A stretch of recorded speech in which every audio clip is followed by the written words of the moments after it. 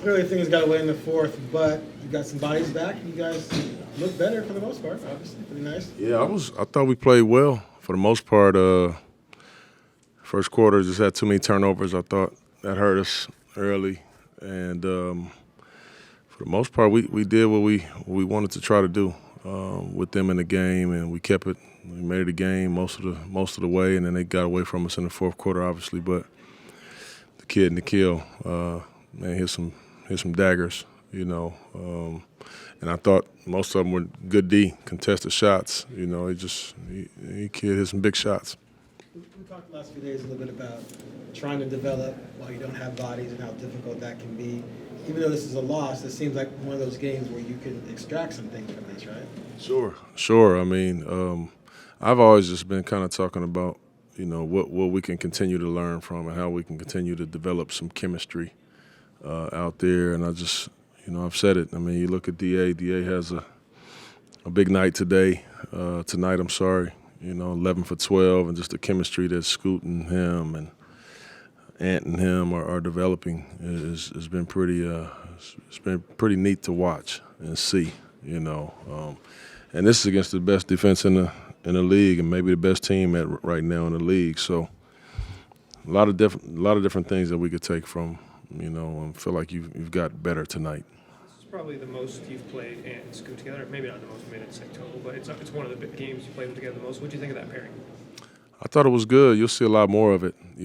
Coming up here now. The Scoot is feeling much better, and hopefully he's not too sore after playing this many minutes. I didn't think that I would play him this many tonight. I was keeping an eye on him out there, but he got through it pretty good. He's just so tough you can never tell, But, you'll be seeing them play together a lot more. What's the balance with them, like in terms of who initiates and who?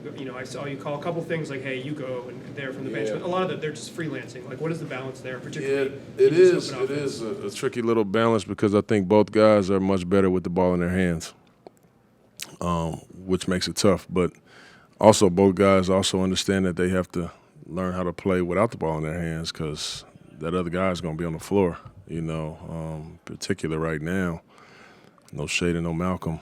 You got to have them both out there. So some sets, we like for Ant to initiate, and then some sets are much better when Scoot initiates, But both guys, I want them to both just be really aggressive the entire time. And no matter if you initiate or you get it on the second side, just be who you are. Just play and be aggressive the entire time.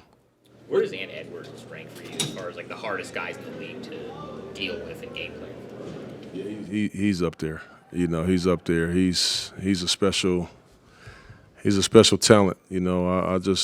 I love how he competes. People don't give him the credit, but he can really guard. His offense is so good that people don't talk about that. But when he wants to lock in, he can really guard the ball. He has he's mean out there, which is beautiful, which is one of the things that I also love about Scoot. He's tough and he's mean out there. But yeah, Ant has that. He's one of the tougher guys to guard in the league. What's the development that you've seen really from Scoot from opening night until now with as far as his breadth of passing and his passing ability, just being able to see different things, whether it's the bounce pass to the corner or the drop-off pass to Bari as opposed to opening night where it was so much more of a tunnel? I just think for Scoot, the biggest thing that is the biggest difference from now and opening night is he understands what's going to happen out there. He understands the coverages that he's going to be faced with. He's starting to play against these teams for the second and third time, so he's starting to understand personnel. His playmaking, as you can see, is starting to pick up. I think his confidence is picked way up.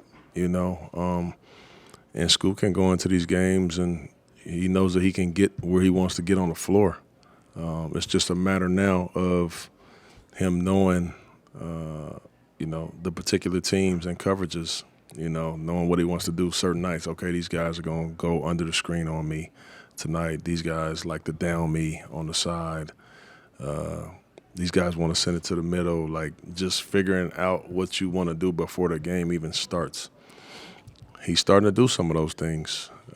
So you're just seeing the game kind of slow down a little bit for Scoot, and that's why you're seeing him have so much success.